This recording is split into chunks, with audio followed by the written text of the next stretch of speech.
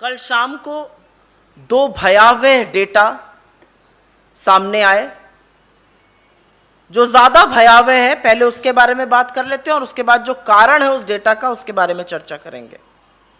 इस देश में गरीबी, गुर्बत और भूख एक भयावह स्थिति में है, पर मोदी सरकार की तरफ देखिए तो वो बेखबर हैं, बेखौफ है, उनको कोई फर्क ही नहीं पड़ रहा है। कल शाम को वर्ल्ड बैंक की रिपोर्ट के अनुसार भारत में कोविड काल के दौरान 5.6 करोड़ 5 करोड़ 60 लाख लोग अत्याधिक पावर्टी, अत्याधिक गरीबी, एब्जेक्ट पावर्टी में ढकेल दिए गए। यह एक बड़ा खुलासा है। और यह करने से पहले वर्ल्ड बैंक ने यह भी किया कि तीसरी बार भारत की जीडीपी ग्रोथ रेट को इस साल घटाया और 7.5% से घटाकर 6.5% पर कर दिया गया। अब विशेषज्ञों की माने तो वो कहते हैं कि वर्ल्ड बैंक जो गरीबी का आंकड़ा बता रहा है, जो एब्जेक्ट पावर्टी, अत्याधिक गरीबी का आंकड़ा बता रहा है, वो कम है, क्योंकि उन्होंने डॉलर के परचेजिंग पावर पैरिटी मूल्य को करीब 20 पर रखा है। और असल में जो सिचुएशन ऑन द ग्राउंड है, जो स्थिति जमीनी हकीकत है, वो और भी भयावह है। कुछ विशेषज्ञों ने आंकड़े देकर कहा है कि 27 से 30 करोड़ लोग अत्याधिक अथक गरीबी, एब्जेक्ट पावर्टी का शिकार हुए। नीति आयोग का जो बहुआमी गरीबी सूचकांक है, मल्टीलैटरल पावर्टी इंडेक्स, वो कहता है देश के 25% लोग गरीब हैं। 140 करोड़ की इस आबादी में 36 करोड़ 25 लाख लोग गरीब हैं और गरीब होते जा रहे हैं। यह देश गांधी का देश है, जिन्होंने कहा था नीति निर्माण के वक्त पंक्ति में खड़े सबसे अंतिम व्यक्ति का चेहरा याद करिएगा। वहां पर गरीबी लगातार बढ़ रही है और बोलना इसलिए जरूरी है क्योंकि 10 साल में हमने तमामों लोगों को गरीबी की सीमा रेखा के ऊपर उठाया था, 27 करोड़ लोगों को। इसी स्थिति से घबराकर, इसी स्थिति की आशंका थी जब कांग्रेस अध्यक्ष ने और श्री राहुल गांधी जी ने सरकार को आगाह किया था कोविड के दौरान कि लोगों के हाथ में पैसा डालिए, लोगों के हाथ में पैसा डालिए, कंजम्पशन बढ़ेगा। जो कुचक्र अर्थव्यवस्था का हो गया वो ना होता। अगर बात सुन ली होती तो ये लोग गरीबी में की सीमा रेखा के नीचे और अथाह गरीबी में ना ढकेले जाते। अगर सरकार के कान पर जूं रेंगी होती हमारी बातों पर तो करोड़ों लोग चिलचिलाती धूप में पैदल ना चलते। अगर उन्होंने सुना होता तो तमामों लघु मध्यम उद्योग बंद ना होते। अगर उन्होंने सुना होता तो अर्थव्यवस्था इस बुरी तरह से ठप ना होती। अब हो सकता है कि वर्ल्ड बैंक की इस रिपोर्ट को, अब हो सकता है कि वर्ल्ड बैंक के जीडीपी ग्रोथ के अनुमान को घटाने को सरकार एक अंतरराष्ट्रीय साजिश का नाम दे दे, लेकिन वर्ल्ड बैंक ने अकेले ऐसा नहीं किया है। मूडीज का भी यही कहना है, फिच ने भी यही किया है, एशियन डेवलपमेंट बैंक ने भी यह किया है, तमामों ब्रोकरेजेस ने, तमामों क्रेडिट रेटिंग्स एजेंसीज ने हमारे जीडीपी ग्रोथ को लगातार नीचे ढकेला है। लेकिन अगर ये इंटरनेशनल साजिश है जो कि सरकार कह सकती है तो छोड़ दीजिए ईडी। अब आपकी ईडी वर्ल्ड बैंक के भी पीछे पड़ जाए, पर उसमें शायद थोड़ी मुश्किल हो सकती है। लेकिन व्यंग के आगे असली सच सुनना जरूरी है। बुरी तरह से बदतर हो रहे हैं हालात। 82 रुपया 33 पैसा मूल्य हो गया है रुपए का $1 के बनिस्पत। 82 रुपया। जो कहते थे कि होड़ लगी है रुपए की गिरावट और प्रधानमंत्री की गिरती हुई प्रतिष्ठा में, वो किस गोता में गोता खार बन के अपनी प्रतिष्ठा ढूंढ रहे हैं मुझे नहीं पता।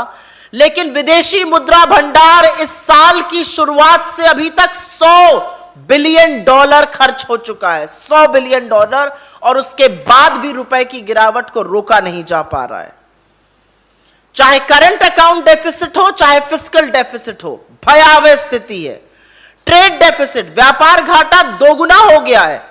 एक्सपोर्ट 3.5% डिप कर रहा है। एफएमसीजी की सेल, जो जरूरी सामान होते हैं, तेल, नमक, टूथपेस्ट, सर में लगाने वाला तेल, साबुन, शैम्पू, 10% इनकी सेल में गिरावट आई है। यह सीधा गरीबी से रिलेटेड है। इस मंद उपभोग और कम निवेश के चलते बेरोजगारी तो बढ़ी ही है, तमाम एमएसएमईज बंद हुए हैं और उसके ऊपर से महंगाई ने जीना दूभर कर दिया है।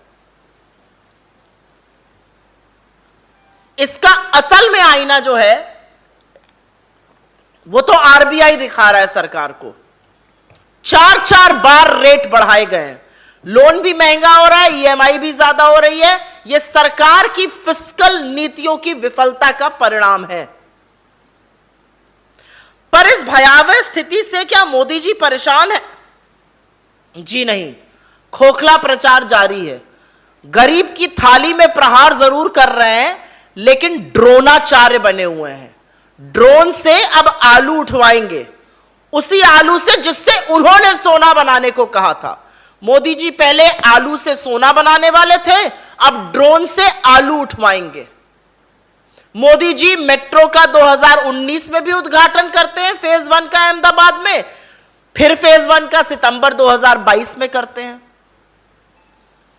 यह सब काम चलता रहेगा, खोखला प्रचार, ताली वाली सब चलती रहेगी, लेकिन गरीब इस देश में और गरीब होता रहेगा, शिकन नहीं आएगी चेहरे पर। इस देश का किसान आत्महत्या करेगा और आपका नाम लिखकर आत्महत्या करेगा, और आप ड्रोनाचार्य बनकर ड्रोन से आलू को उठवाइएगा। इसीलिए कुछ ज्वलंत सवाल हैं और इसी के साथ हम अंत करेंगे।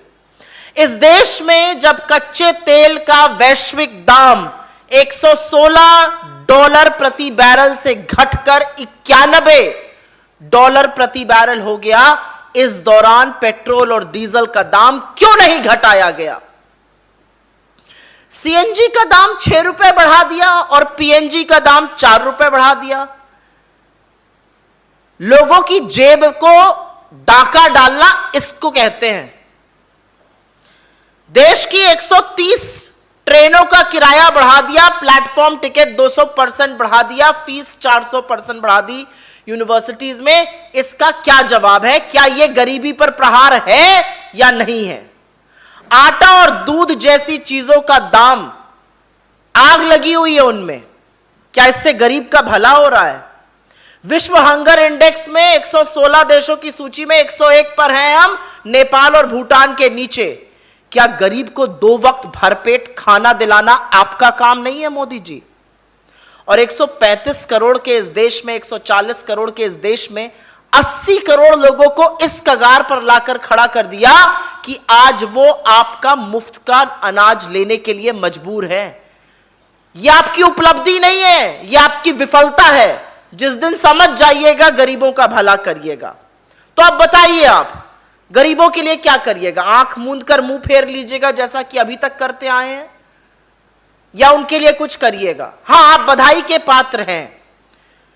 643वें नंबर पर अडानी जी थे आपके सत्ता में आने से पहले।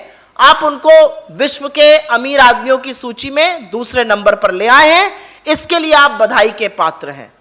लेकिन thank you Modi ji, 5 crore 60 lakh abject poverty, अत्याधिक गरीबी, अथाह गरीबी में धंसने वाले लोगों के लिए किसको कहा जाए, इस बात का भी जवाब दीजिए।